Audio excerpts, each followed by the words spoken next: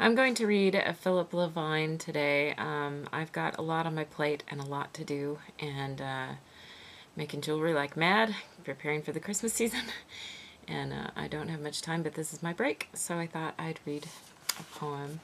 This poem strikes me. I'm not sure what it's about, but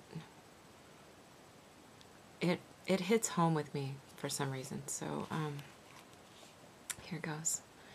It's from his book, Breath, and it's called The Great Truth. Early Sunday morning, he'd drive the black Packard to the Island, as he called it, a public park in the Detroit River, and walk slowly along the horse paths, both hands clasped together behind his back.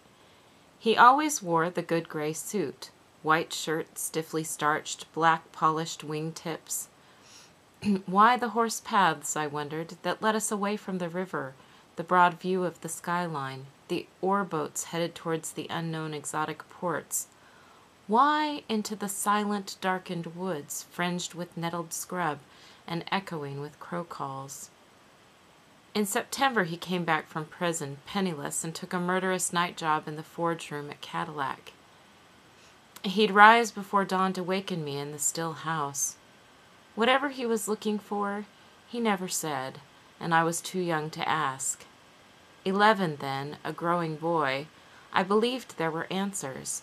I believed one morning he'd turn suddenly to tell me why men and boys went into such forbidding places, or pacing beside him I would see some transformation up ahead, where the sky, faceless and gray, hung above the pin oaks, and know for once the world was not the world, that the breath battering my ears and catching in my chest was more than only my breath.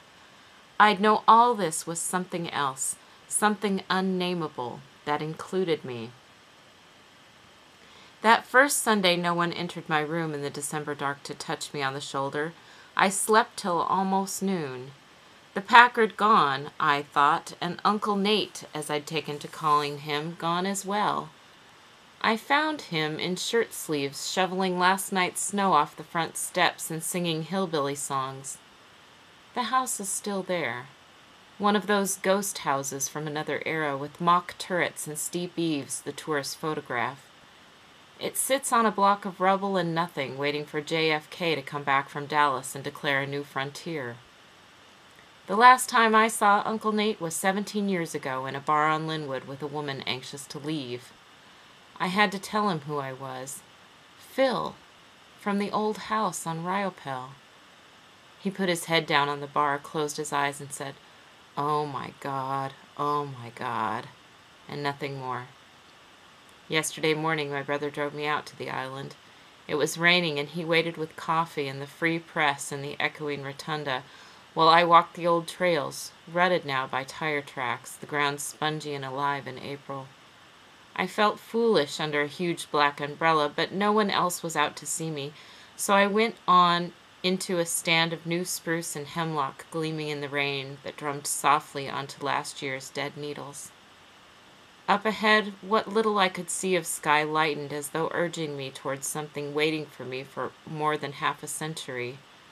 Some great truth to live by now that it was too late to live in the world other than I do.